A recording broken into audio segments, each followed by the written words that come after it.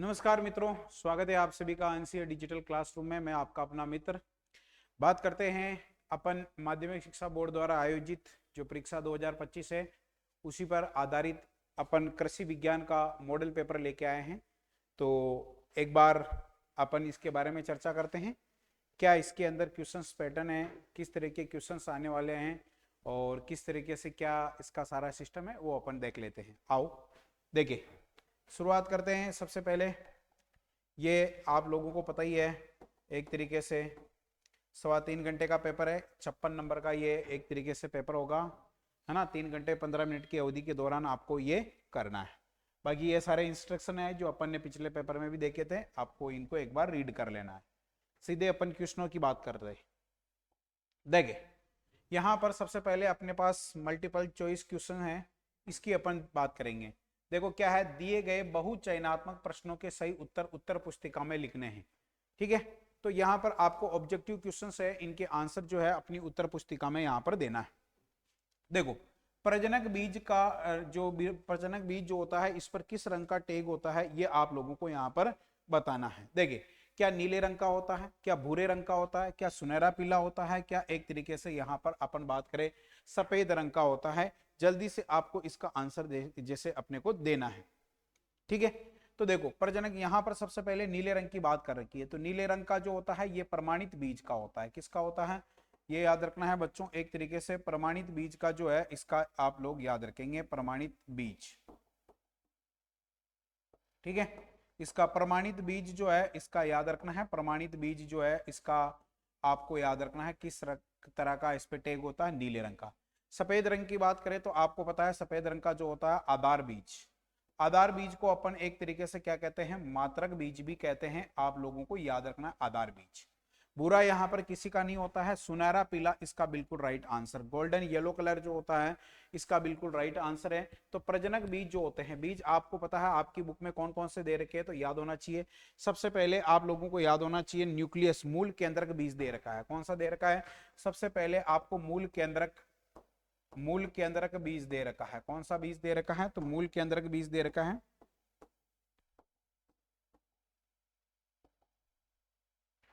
मूल केंद्रक बीज दे रखा है। कौन सा दे रखा है, मूल केंद्रक बीज। ठीक है, मूल केंद्रक बीज के बाद आप लोगों को याद रखना है आपकी बुक के अंदर कौन सा दे रखा है, प्रजनक। प्रजनक जिसको ब्रीडर अपन कहते हैं ये दे रखा है, ब्रीडर। ब्रीडर के बाद आपकी बुक में दे रखा है आधार, और आधार के बाद आपको पता है आधार बीज के बाद प्रमाणित बीज दे रखा है। कौन सा दे रखा है, प्रमाणित बीज दे रखा है, प्रमाणित। ठीक है, तो इस तरीके से ये चारों बीजों के बारे में हमें पता होना चाहिए। आधार बीज को मात्रक बीज कहते हैं क्योंकि इसी से आपको पता है प्रमाणित बीज। प्रमाणित बीज वो होता है जो किसानों को फसल उत्पादन के लिए दिया जाता है। तो आप अपनी उत्तर पुस्तिका में 2 नंबर लिख के और इसका आंसर लिखना है सुनहरा पीला। क्या है, सुनहरा पीला। इसी तरीके से अगले प्रश्न पे बात करें, हरी खाद हेतु उपयुक्त फसल है ना। आपको यहाँ पर ग्रीन मैन्यूरिंग क्रॉप पूछी गई है, हरी खाद के लिए उपयुक्त फसल कौन सी है। तो हरी खाद के लिए उपयुक्त फसल की अपन बात करें, क्या सनई है ना, क्या सने होगा, क्या ढेंचा होगा, क्या ग्वार होगा, क्या उपरोक्त सभी। तो हरी खाद की फसलें जो है सभी है, यहाँ पर सनई है, ढेंचा है, ग्वार है, मूंग है, उड़द है। इस टाइप की जो फसलें होती है ये सारी की सारी हरी खाद की फसलें होती है, ध्यान रखना है। हरी खाद की फसलों की खास बात ये होती है कि पुष्पन की अवस्था पर, जब इनमें पुष्पन होता है तब इन पुष्पन की अवस्था पर इनको एक तरीके से खेत के अंदर मिट्टी में दबा दिया जाता है। नेक्स्ट अगला है हमारे पास फास्फोरस विलेय जैव उर्वरक है। फास्फोरस विलेय जैव उर्वरक, क्या पीएसबी है ना, इसका पूरा नाम, पीएसबी का पूरा नाम पूछा गया है। एक बार पीएसबी का पूरा नाम पूछा गया है तो यहाँ पर फास्फोरस गोलक जीवाणु, ध्यान रखना है इसका पूरा नाम आपसे पूछा जा सकता है। फास्फोरस गोलक जीवाणु, इसका पूरा नाम क्या है, फास्फोरस गोलक जीवाणु है, याद रखना है। तो आपको पता है ऑटोमेटिकली यहाँ पर फास्फोरस, यहाँ पर आंसर निकल गया। जैसे ही इसका पूरा नाम बताया मैंने फास्फोरस गोलक जीवाणु, वैसे ही इसका आंसर यहाँ पर निकल गया। यहाँ पर राइजोबियम जो होगा ये एक प्रकार का दलहनी पादपों के साथ आपको पता है सहजीवी संबंध में रहता है। एजिटोबैक्टर एजोस्पाइरिलम यहाँ पर आंसर नहीं है, तो इसका राइट आंसर क्या हो जाएगा, ऑप्शन नंबर ए हो जाएगा। इसका याद रखना, उत्तर पुस्तिका में देना। नेक्स्ट अगले प्रश्न की बात करें, गेहूं की फसल में सिंचाई की द्वितीय क्रांतिक अवस्था बतानी है। कौन सी अवस्था बतानी है, द्वितीय क्रांतिक अवस्था बतानी है। देखो इसमें 6 अवस्थाएं होती है। गेहूं के अंदर आपको पता है शीर्ष जड़ जमाव, है ना। पहली अवस्था जो होती है शीर्ष जड़ जमाव, जमाव अवस्था, CRI अवस्था जिसको अपन कहते हैं, क्या कहते हैं, CRI। दूसरी जो होती है इसमें कल्ले फूटते समय क्या होता है, फुटान के समय, ध्यान रखना है। दूसरी अवस्था क्या होती है, फुटान का समय, फुटान का समय, ये याद रखना है। तीसरी अवस्था जो होती है इसके अंदर अपन बात करें बाली बनते समय, क्या बनती है, बाली बनते समय, ठीक है, बनते समय। तीसरी अवस्था जो है इसके अंदर आप लोगों को याद रखना है 6 अवस्थाएं होती है। टोटल कितनी अवस्थाएं होती, 6, ठीक है ना। तीसरी अवस्था है, सॉरी यहाँ पर तीसरी अवस्थाएं जो है, तीसरी अवस्था गांठ बनते समय, ठीक है, गांठ बनते समय। उसके बाद चौथी अवस्था है बाली बनते समय, बाली बनते समय। और पांचवी अवस्था है दूधिया अवस्था, दूध, है ना, दुग्ध निर्माण के समय अपन कह सकते हैं दूधिया अवस्था। और लास्ट होती है दाना पकते समय, है ना, दूधिया अवस्था, दूधिया अवस्था, ठीक है। और दूसरी जो होता है दाना पकते समय, दाना पकते समय, पकते समय, ठीक है।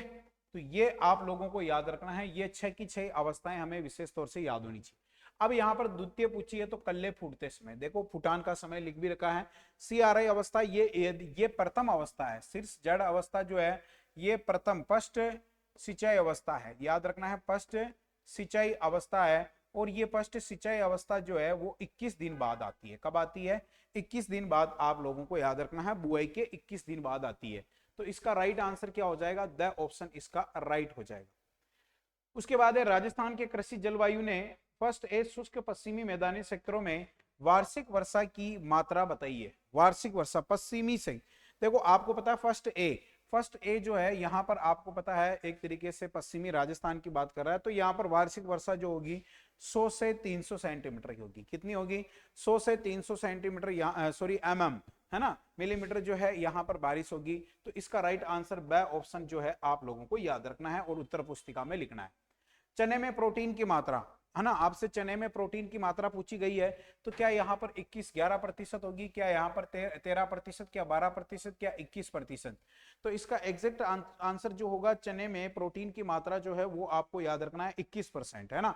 दलहनी फसल है तो आपको पता है इसके अंदर चने में प्रोटीन की मात्रा जो होती है 21%। नेक्स्ट, यहाँ विटामिन बी की कमी से होने वाला रोग कौन सा है।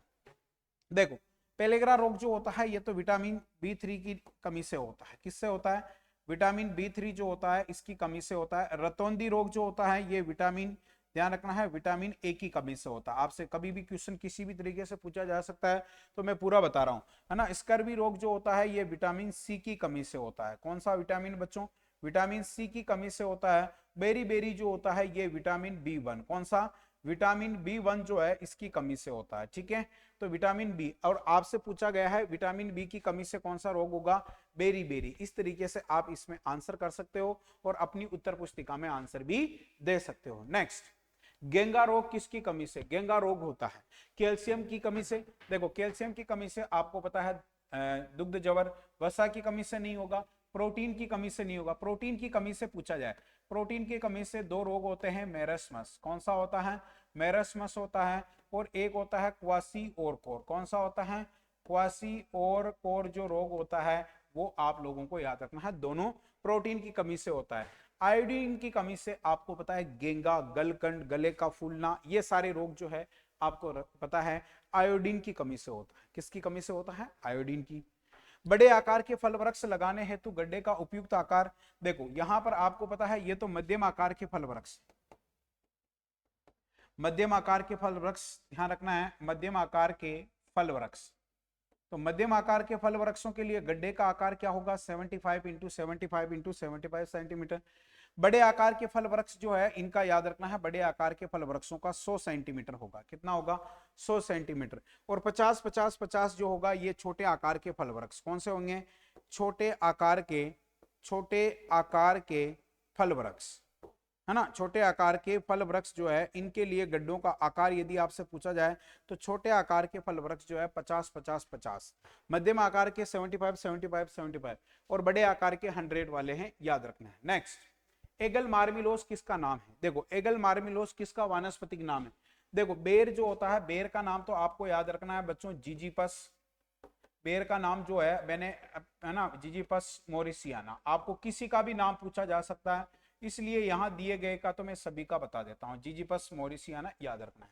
इसी तरीके से संतरा जो है इसका नाम है सिट्रस रेटिकुलाटा। क्या नाम है? सिट्रस रेटिकुलाटा, इसका नाम भी आपको बता देता हूं मैं, रेटिकुलाटा। और नींबू की बात करें तो इसका नाम है सिट्रस ओरेंटिफोलिया। कौन सा है? सिट्रस ओरेंटिफोलिया, ओरेंटिफोलिया आपको याद रखना है, ओरेंटिफोलिया। तो इस तरीके से क्या है, नींबू का भी अपने को याद रखना है। और ये बाकी का बेल का नाम जो होता है ये याद रखना है, बेल पत्र जो होता है इसका नाम एगल मार्मिलोस होता है। नेक्स्ट, गाय के दूध में वसा की मात्रा यहां पर पूछी गई है ना, तो गाय के दूध में वसा की औसतन मात्रा, ये तो लगभग भैंस के में होगी, यहां पर नहीं होगी, ये भेड़ के में, ये तो आपको याद रखना है। भैंस का दूध है, ये भेड़ का दूध है, और गाय की बात की है तो 4.14 के आसपास, ठीक है। 4.14% जो होता है ये आपको याद रखना है। गाय के दूध में क्या है, एक तरीके से वसा की मात्रा पाई जाती है। तो इसका याद रखना है, इस क्वेश्चन का आंसर क्या हो जाएगा, ऑप्शन नंबर से हो जाएगा। कौन सा हो जाएगा? ऑप्शन नंबर से। इस बात का अपने को पता रखना है, इस तरीके से आंसर अपन दे सकते हैं। नेक्स्ट अगला प्रश्न है, छापर और शेखावाटी के नाम से जाने जाने वाली भेड़ की नस्ल कौन सी है? छापर के नाम से क्या मारवाड़ी होगी, है ना, मारवाड़ी का मुंह जो होता है काले रंग का होता है। कराकुल जो होती है पेल्ट उत्पादन के लिए पाली जाती है, ये याद रखना है, ये आया हुआ क्वेश्चन है। चोकला, इसको ध्यान रखना है, राजस्थान की मेरिनो के नाम से, राजस्थान की मेरिनो के नाम से इसको जानते हैं। तो इसका राइट आंसर आपको याद रखना है चोकला। इसी को छापर शेखावाटी के नाम से अपन जानते हैं। मेरिनो जो है ये विदेशी नस्ल है, आप लोगों को याद रखना है भेड़ की। नेक्स्ट अगला है बोओफिलस माइक्रोप्लस। बोओफिलस माइक्रोप्लस जो है ये किसका परजीवी है? क्या ये सर्रा? सर्रा का तो आपको पता है एक तरीके से ऊंट की प्रमुख बीमारी है ना, ऊंट की प्रमुख बीमारी है, ऊंट की प्रमुख बीमारी, ठीक है। थनेला जो होता है ये आपको पता है स्ट्रेप्टोकोकस एगेलेक्सिया, इसका ध्यान रखना है, स्ट्रेप्टोकोकस, स्ट्रेप्टोकोकस एगेलेक्सिया, इसका याद रखना है, स्ट्रेप्टोकोकस एगेलेक्सिया, एगेलेक्सिया, ठीक है। एगेलेक्सिया जो है आप लोग याद रखना है, एगेलेक्सिया।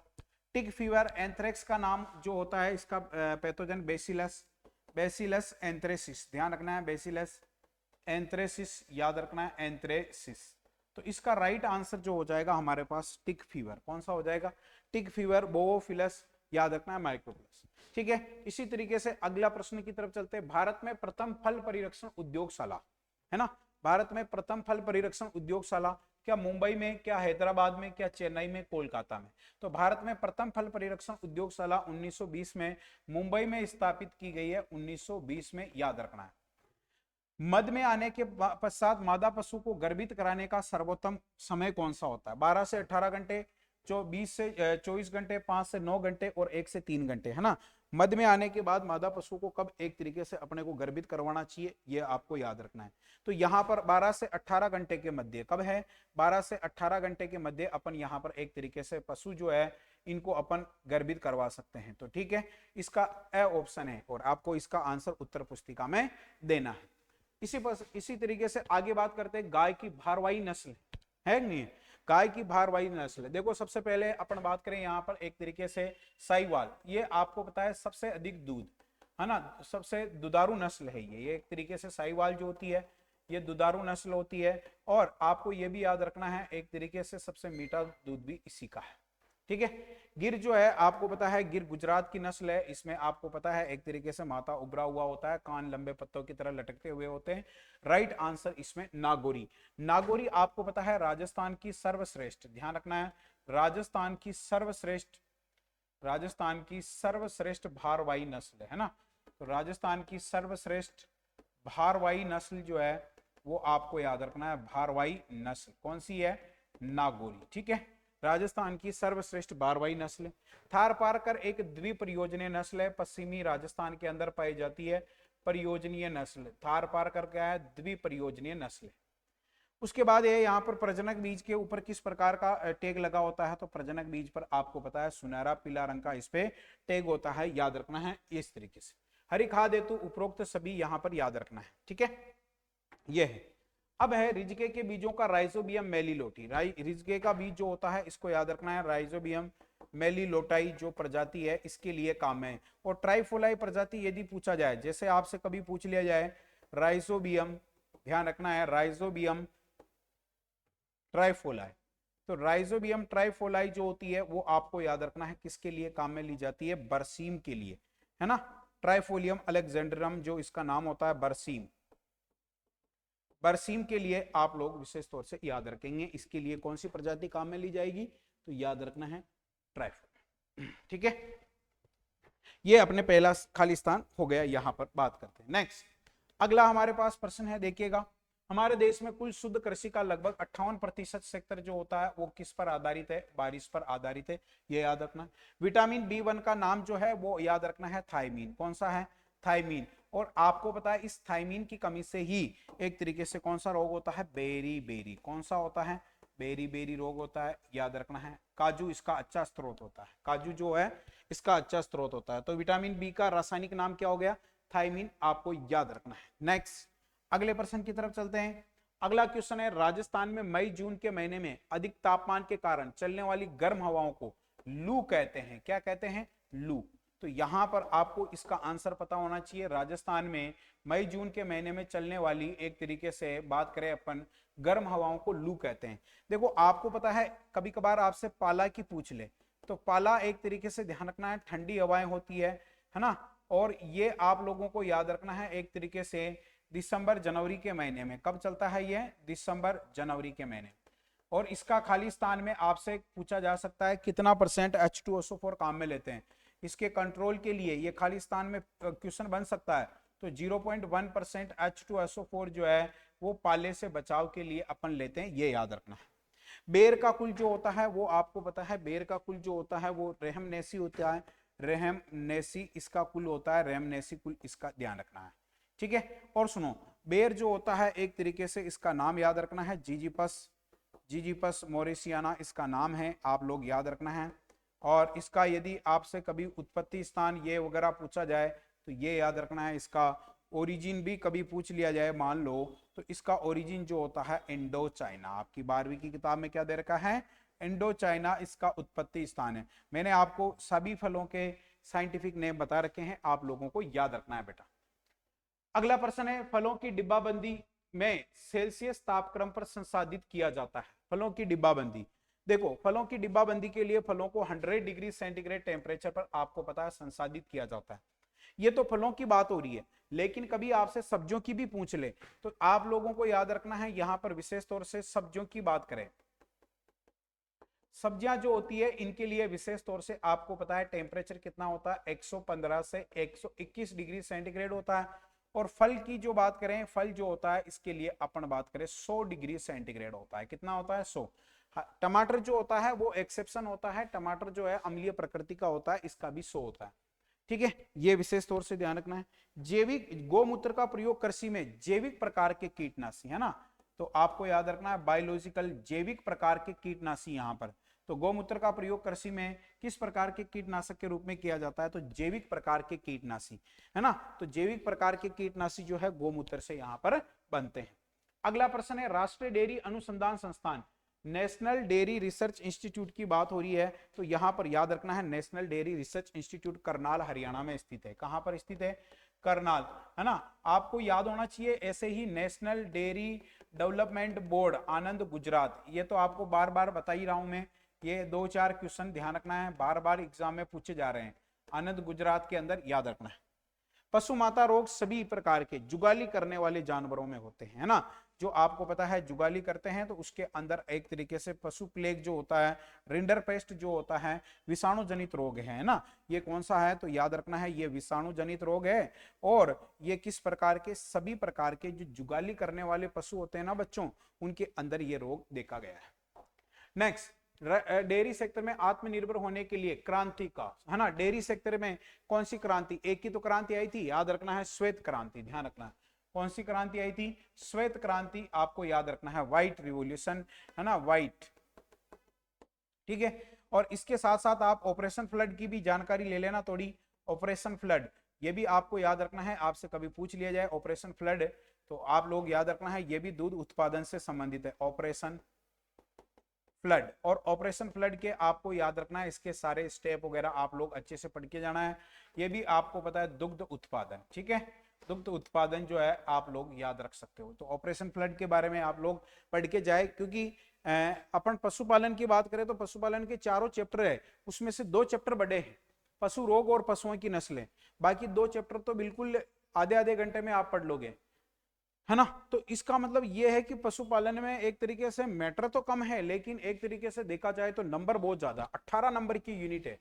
पशुपालन के चारों चैप्टर 18 नंबर के हैं, उनमें से भी 2 चैप्टर तो बहुत ही कम है। मतलब कहने का मतलब एक एक घंटे में भी, आधे आधे घंटे में आप पढ़ लोगे। तो 2 चैप्टरों को अच्छे से करके भी आप 18 नंबर कवर कर सकते हो पशुपालन से। फिर उसके बाद देखो, निम्नलिखित प्रश्नों के उत्तर एक शब्द या एक पंक्ति में लिखना है। अब देखो, एक शब्द यहाँ एक पंक्ति में आप लोगों को इसके आंसर देने हैं। इस तरह के क्वेश्चंस जो है अब आ गए आपके। देखो, तो पहला क्वेश्चन हमारे पास है, यहां पर एक तरीके से बात करें, मृदा उत्पादकता की बात कर रहा हूं,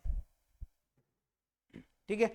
तो मृदा उत्पादकता से क्या अभिप्राय है? तो आपको पता है मृदा उत्पादकता जो, जैसे अब यहां पर आपको उत्तर लिखना है, ठीक है, और उसके बाद यहां पर लिखना है मृदा उत्पादकता, ठीक है। अब यहां पर मृदा उत्पादकता के बारे में आपको क्या है, एक तरीके से आंसर देना है। तो मृदा उत्पादकता क्या होती है? तो इसका अभिप्राय होता है प्रति हेक्टेयर पैदावार देने की क्षमता। तो इसका अभिप्राय प्रति हेक्टेयर, इसका अभिप्राय प्रति हेक्टेयर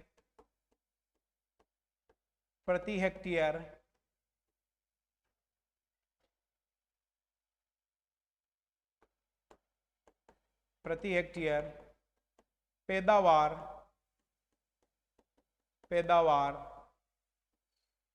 देने की क्षमता, ध्यान रखना है, देने की क्षमता। तो मिट्टी जो होती है, खेत जो है, आपको पता है प्रति हेक्टेयर पैदावार जो क्षमता है उसकी, इसी को अपन मृदा उत्पादकता, ठीक है। दूसरा पॉइंट, इसे रुपए, ध्यान रखना, इसे रुपए या पैसों में मापा जाता है, इसे रुपए या पैसों में मापा जाता है, ठीक है, पैसों में मापा जाता है, ठीक है। इसे रुपए या पैसों में देखा जाता है, यह भी अपने को याद रखना, रुपए या पैसों में, ठीक है, ये याद रखना है। हरी खाद वाली फसल का कोई एक आवश्यक गुण, है ना, ये आपको पता है शीघ्र बढ़ने वाली हो, ठीक है, शीघ्र बढ़ने वाली हो। दूसरी चीज, आसानी से उपलब्ध होने वाली हो, आसानी से उपलब्ध होने वाली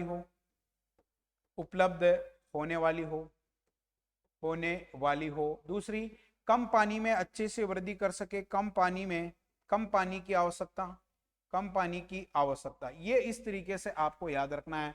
मैंने एक पूछा था, एक मतलब आपको मैं रिवीजन याद करवाने के हिसाब से यहां लिख रहा हूं, आपको ये नहीं कि वहां पर 3-3 लिख के आना है। एक पूछा है तो एक ही लिखेंगे, ठीक है, एक पूछा है तो आपको एक ही यहां पर आंसर देना है, ठीक है।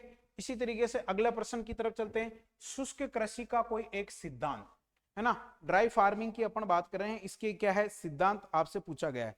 तो अब यहां पर ड्राई फार्मिंग की अपन बात करते हैं, है ना। देखिए,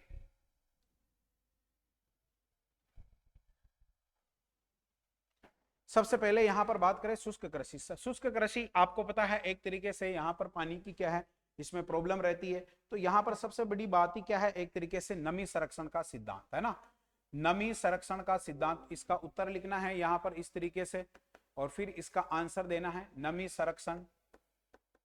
संरक्षण का सिद्धांत, इस तरीके से। दूसरा, फसल प्रबंधन का सिद्धांत, इस तरीके से 2 लिखवा देता हूं ना, फसल प्रबंधन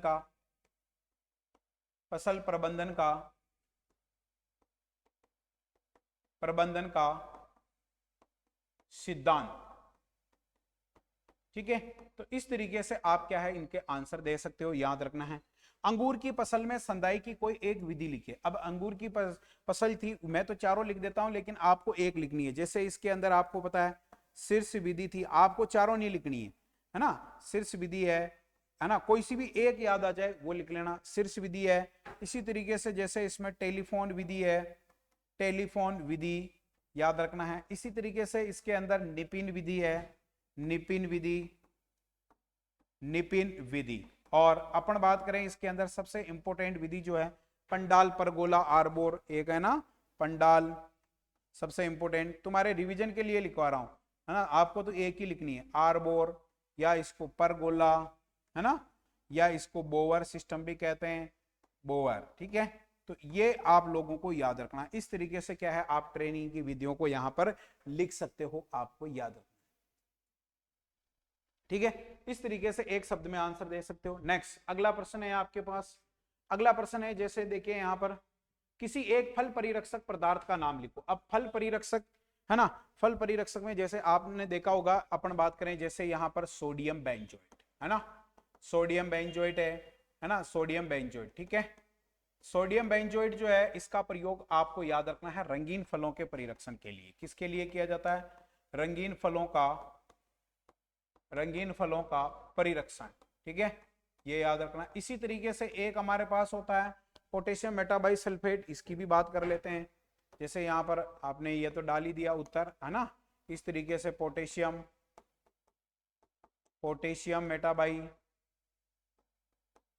मेटाबाई सल्फाइड। तो पोटेशियम मेटाबाई सल्फाइड जो है, इसका याद रखना रंगहीन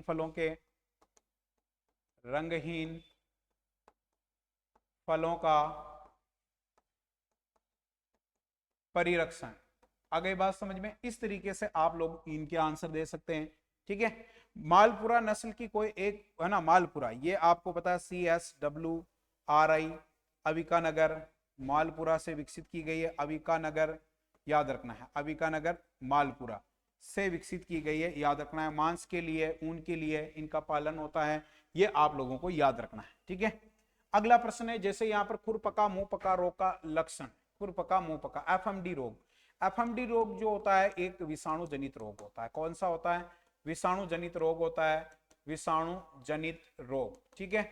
अब इसमें कोई एक लक्षण की बात कर रहा है, तो आपको पता है इसमें पशु के सबसे पहले, है ना, ये खुरों में होता है, और खुरों के बाद आपको पता है एक तरीके से जब उन खुरों में किसी प्रकार का दर्द होता है, तो उन खुरों को जब पशु मुंह से चाटता है, तो ये इसका जीवाणु जो होता है, इसका विषाणु जो होता है, मुंह में चला जाता है।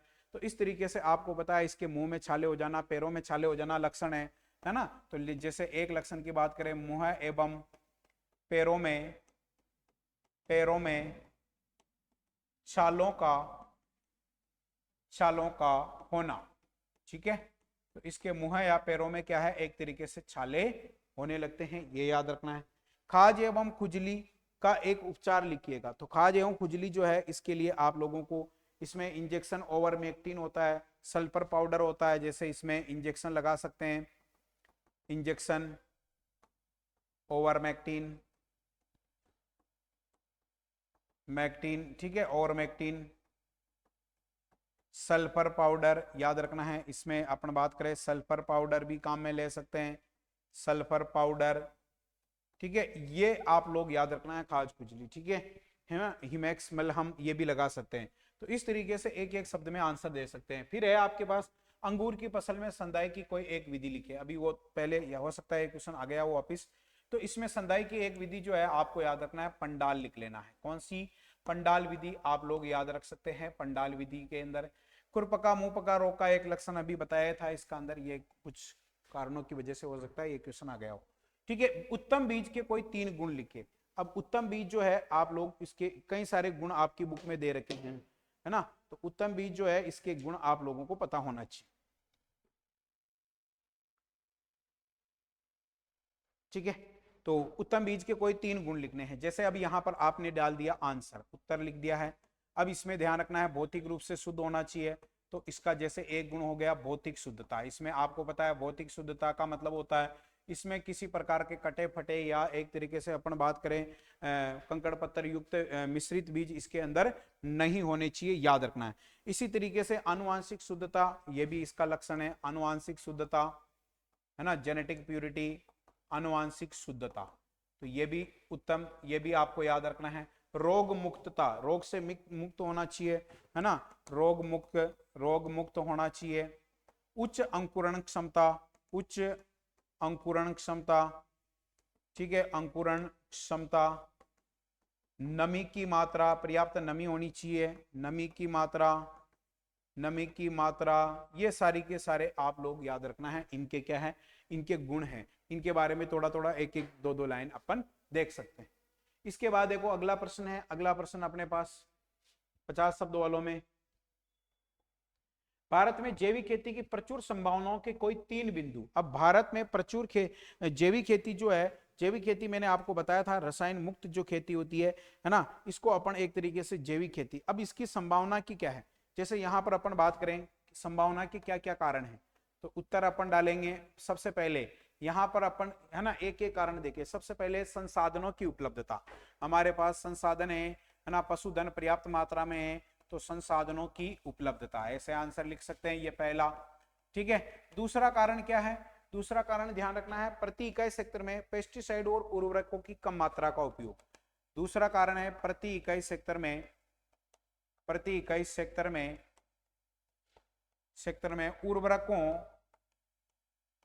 उर्वरकों एवं पेस्टिसाइड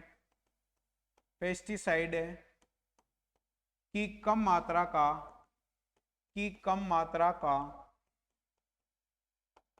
का प्रयोग, है ना, ये दूसरा कारण हो गया। प्रति इकाई सेक्टर में अपने यहाँ पर उर्वरक और पेस्टिसाइड की कम मात्रा का, कार्बनिक अवशिष्टों की उपलब्धता, है ना, तीसरा कारण है कार्बनिक अवशिष्टों की उपलब्धता, है ना, कार्बनिक अवशिष्ट यहाँ पर बहुत ज्यादा मात्रा में है उपलब्धता। ठीक है, निर्यात की प्रचुर संभावना है ना, यहाँ पे ऑर्गेनिक प्रोडक्ट होगा तो आसानी से निर्यात किया जा सकता है, निर्यात की प्रचुर संभावना। ठीक है, इस तरीके से क्या है आप यहाँ पर ये जैविक खेती की जो प्रचुर संभावनाओं के कारण है आप इनको लिख सकते हो, तो ये भी आप इस तरीके से इनके आंसर्स देखना है।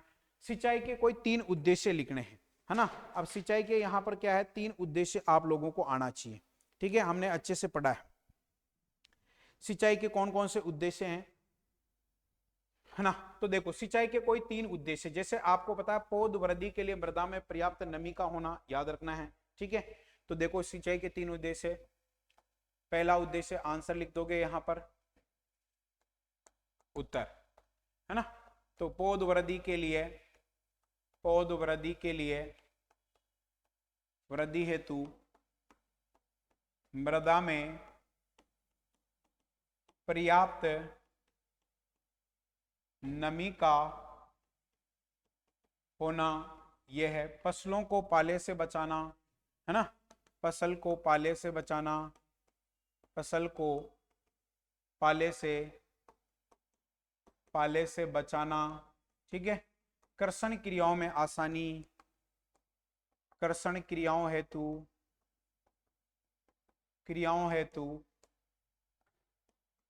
मृदा नमी आवश्यक।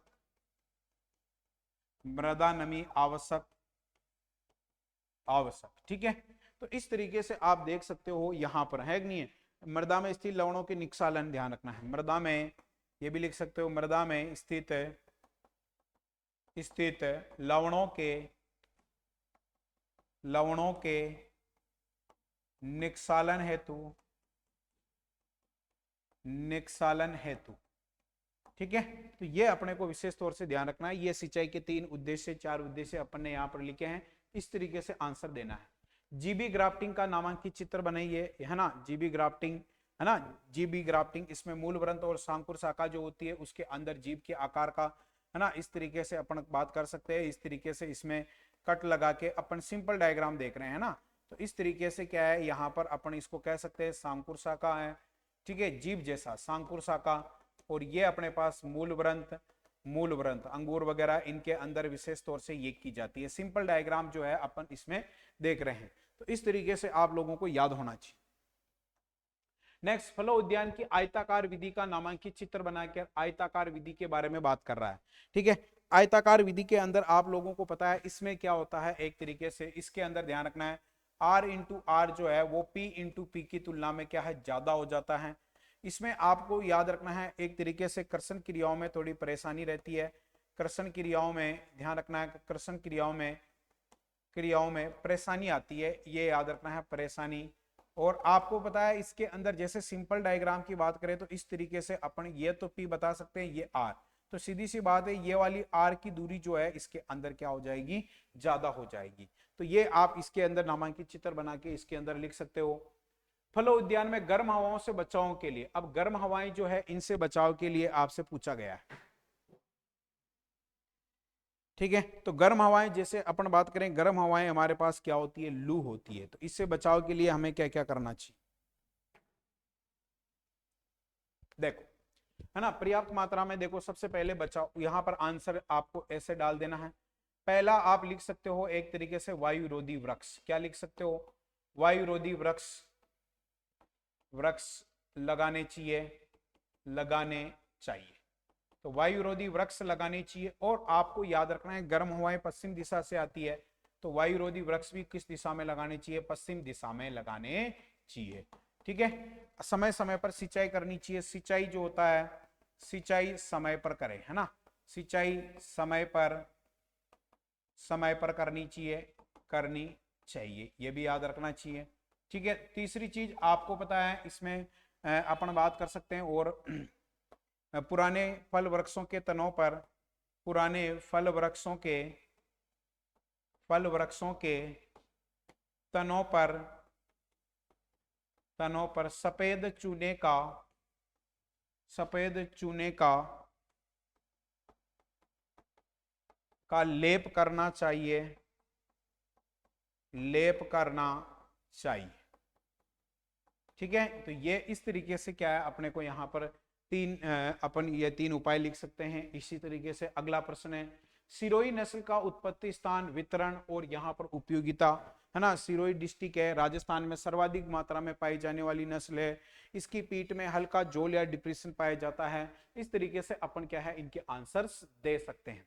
ठीक है, इसी तरीके से धान की नर्सरी तैयार करने की कोई 3 विधियों के नाम लिखो। तो इसमें देखो, एक तो आपको पता है गीली क्यारी, इसका तो हो ही जाएगा, है ना, सिरोही नस्ल वाला तो कोई बड़ी बात नहीं है, आप देखना एक बार। ठीक है, बस बोल के बता दिया मैंने। इसकी आपको पता है जैसे गीली क्यारी विधि होती है, इसमें गीली क्यारी विधि, है ना, गीली क्यारी विधि। दूसरी इसके अंदर शुष्क क्यारी विधि, शुष्क क्यारी विधि, ये भी आपको याद रखना है। इसके अलावा हम बात करें डेपोक विधि, जो आपको याद रखना है, इंटरनेशनल राइस रिसर्च इंस्टीट्यूट, डेपोक विधि।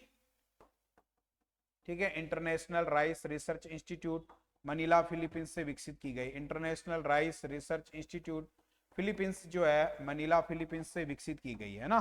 तो इस तरीके से आप लोग याद रखना है, इसके आंसर क्वेश्चंस जो भी है, फिलीपींस, यहां से इस तरीके से ये 3 प्रकार की क्या है, गीली क्यारी, शुष्क क्यारी, डेपोक विधि जो है सबसे इंपॉर्टेंट है, आपको याद रखना है। आगे बात समझ में। इसी तरीके से अगला प्रश्न है आपके सामने, जहरबाद रोग से बचाव के 3 उपाय, है ना। जहरबाद जो रोग है, इससे बचाव के 3 उपाय आपको लिखने हैं। ठीक है, तो मैंने आपको पहले कह दिया है कि जो एक तरीके से पशु रोग जो है, पशु रोग और एक तरीके से नस्लों वाला जो चैप्टर है, यही सबसे एक तरीके से कह सकते हैं बड़े हैं। बाकी तो दोनों पशुपालन के छोटे छोटे चैप्टर हैं। ठीक है, तो आप इनको अच्छे से याद करें, है ना। जहरबाद, जैसे आपको पता है इसके लिए इंजेक्शन प्रोकेन पोनिसिलिन, है ना, इसके लिए हम इंजेक्शन लगा सकते हैं, इंजेक्शन प्रोकेन पेनिसिलिन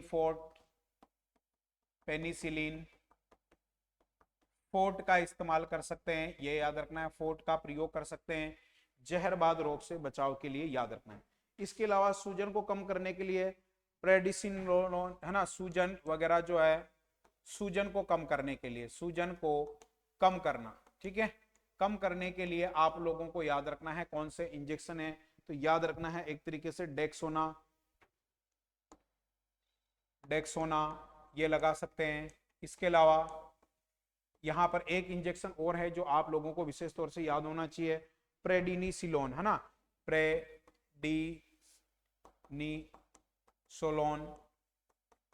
ठीक है, ये इंजेक्शन आप लोगों को यहां पर विशेष तौर से याद रखना है। ठीक है, ये याद रखना है। दर्द को कम करने के लिए नीमोवेट, जैसे अपन बात करें दर्द को कम करने के लिए, दर्द को कम करने के लिए नीमोवेट इंजेक्शन, कौन सा काम में लेते हैं, नीमोवेट इंजेक्शन। इस तरीके से आंसर दे सकते हैं। फड़किया रोग, जिसको एंटेरोटॉक्सीमिया कहते हैं, फड़किया को क्या कहते हैं, एंटेरोटॉक्सीमिया, इसकी भी अपने को थोड़ी सी जानकारी पता होना चाहिए।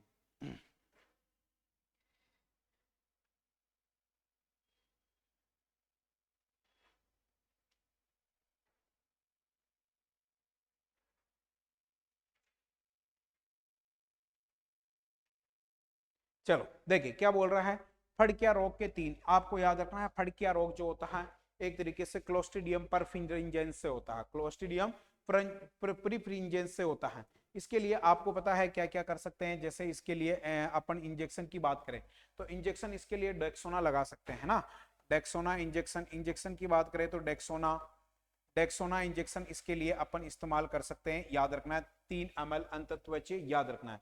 इसके अलावा ऑक्सीटेट्रासाइक्लिन एंटीबायोटिक दे सकते हैं। इसके लिए एंटीबायोटिक की बात करें, एंटीबायोटिक आपको पढ़ लेनी है, एंटीबायोटिक ओटीसी ऑक्सीटेट्रासाइक्लिन। एंटीबायोटिक जो है ओटीसी इसका पूरा नाम होता है ऑक्सीटेट्रासाइक्लिन, ऑक्सीटेट्रासाइक्लिन याद रखना है, ऑक्सीटेट्रासाइक्लिन। ठीक है, ये अपन दे सकते हैं इसके लिए इंजेक्शन वगैरह, ये सारी चीजें याद रखना है। इसके अलावा हम यहाँ पर मांसपेशियों में अकड़न को रोकने के लिए न्यूरोबियोन इंजेक्शन भी दे सकते हैं। तो एक बार इनको आप डिटेल से पढ़ना। नेक्स्ट अब है 100 शब्दों वाले। सबसे पहले 100 शब्दों वाले की यहां पर बात की गई है। देखो पहला क्वेश्चन आपके सामने आ चुका है। पहला क्वेश्चन क्या कह रहा है इसके ऊपर आप देखिएगा। देखो सबसे पहले खरपतवारों के भौतिक और यांत्रिक नियंत्रण विधियों, 3 विधियों का वर्णन करना है। ठीक है, भौतिक और यांत्रिक विधियों की यहां पर बात की जा रही है। तो अब ये विधियां, सबसे पहले तो हमें इन विधियों का पता होना चाहिए तभी तो वर्णन होगा। विधियों का पता नहीं होगा तो वर्णन कैसे होगा। तो देख यहाँ पर विधियां कौन कौन सी है देखेगा। जैसे यहाँ पर बात करें हाथ से उकाड़ना, हाथ से उकाड़ना ये है। अब छोटे क्षेत्रों में हाथ से उकाड़ना संभव है लेकिन बड़े क्षेत्रों में नहीं है। इसी तरीके से दूसरा है निराई करना है, निराई करना। तीसरा है गुड़ाई करना, गुड़ाई करना। कृषण क्रियाएं करना, कृषण है कि नहीं है, ये याद रखना है। कृषण क्रिया, छटाई करना, जलाना, ये सारी चीजें हैं तो इनके बारे में आप ध्यान रखना है। कृषण करना, छटाई करना, जलाना, जलाना। ठीक है, ये सारे के सारे क्या है इसकी विधियां हैं। पलवार, मृदा सौरीकरण है ना, पलवार, ये सारी विधियां हैं। इनमें से 3 विधियों में है ना, मृदा सौरीकरण, मृदा की परत को ढांक दिया जाता है, सौरीकरण। तो ये सारी की सारी क्या है एक तरीके से आपको भौतिक या यांत्रिक विधियां हैं। इनमें से आपको 3 पूछी गई है तो 3 के बारे में आप डिटेल यहां पर लिख सकते हो। तो ये 100 शब्दों वाला हो गया। नेक्स्ट रासायनिक खरपतवार, इसके अथवा में देखो रासायनिक खरपतवार नियंत्रण के अंतर्गत शाकनाशियों को उनके गुण और विशेषताओं के आधार पर वर्गीकृत कीजिएगा, है कि नहीं है। तो यहां पर क्या पूछ रहा है, रासायनिक शाकनाशियों का वर्गीकरण। अब इस वर्गीकरण के अंदर आपको पता है जैसे 4 वर्गीकरण अपन पढ़ते हैं, है ना। अब वो डिटेल तो आप लोग पढ़ना है। जैसे यहाँ पर सबसे पहले है वर्णात्मक, जैसे आपसे उत्तर वर्णात्मक है ना। पहला जो है सबसे पहले वर्णात्मक, वर्णात्मक एवं अवर्णात्मक शाकनाशी, अवर्णात्मक, वर्णात्मक शाकनाशी है ना, सेलेक्टिव और नॉन सेलेक्टिव।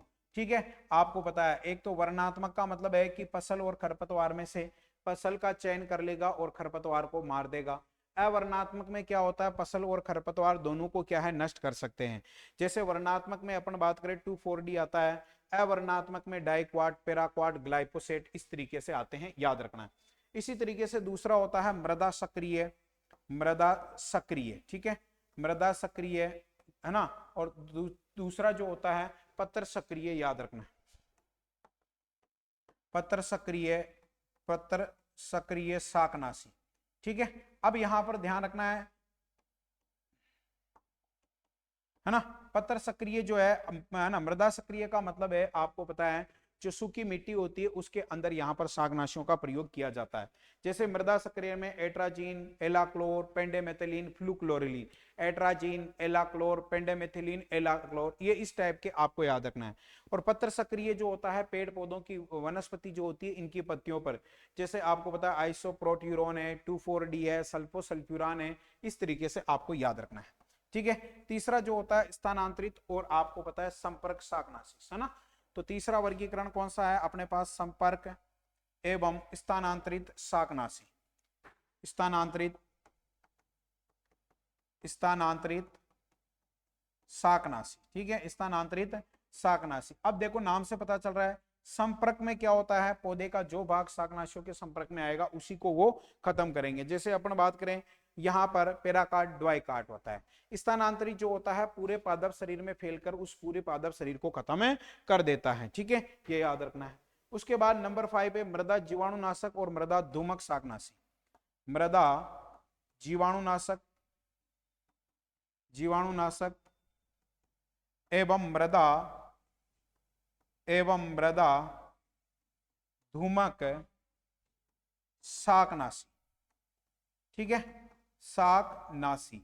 तो ये चारों आप लोगों को पता होना चाहिए। इस तरीके से इनके उदाहरण वगैरह मैंने बोल बोल के बता दिए हैं। ठीक है, अपने को 1 घंटे के अंदर इनको करना है। तो इस तरीके से क्या है, अपन इसका अथवा वाला भी कर सकते हैं। अगला प्रश्न है जैसे आंवले का मुरब्बा बनाने की विधि, है ना, आंवले का मुरब्बा बनाने की विधि का वर्णन पूछ रहा है। तो आंवले में आपको पता ही है, जैसे अपन बात करें मुरब्बा जो होता है, सबसे पहले तो मुरब्बा क्या होता है, फलों को चीनी की चाशनी के घोल में डुबोना, ये मुरब्बा जो है आप लोगों को याद होना चाहिए। जैसे अपन बात करें इसका फल भाग, मुरब्बा का जो होता है फल भाग, वो आप लोग याद रखना है। इसका फल भाग कितना होता है बच्चों, इसका फल भाग होता है 55%। और इसमें कुल घुलनशील ठोस पदार्थ, कुल घुलनशील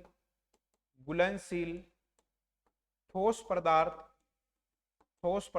अर्थात इसका टीएसएस जो होता है वो कितना होता है, तो ये 68 डिग्री ब्रिक्स होता है। ठीक है, 68 से 70 मान सकते हो। ठीक है, अब ये आपको पता है, एक तो चीनी की चाशनी को पकाकर और एक बिना चीनी की चाशनी को पकाए मुरब्बा, 2 तरीके से बनाया जा सकता है। चीनी की चाशनी तैयार करना, बिना चीनी की चाशनी तैयार किए उसके अनुसार बनाना। तो इसको आप डिटेल में देखना है। ठीक है, इसी तरीके से अगला प्रश्न है यहाँ पर मेवाड़ी नस्ल का उत्पत्ति स्थान, है ना। आपको पता है ऊंट की जो मेवाड़ी नस्ल है ना, इसके बारे में पूरा आपको पता है। मेवाड़ क्षेत्र है, इसका निचला होठ लटका हुआ होता है। ये सारी चीजें जो है आप लोगों को इसके बारे में विशेष तौर से पढ़नी है, इसकी उपयोगिता वगैरह याद रखनी है। ठीक इसी तरीके से ये नहीं है तो मारवाड़ी नस्ल जो है उसके बारे में, भेड़ की मारवाड़ी नस्ल के बारे में। फिर इसके बाद है फसलों के आपके 200 शब्दों वाले क्वेश्चन। ठीक है, 200 शब्दों वाले क्वेश्चन आपसे पूछे गए, बड़े क्वेश्चन है।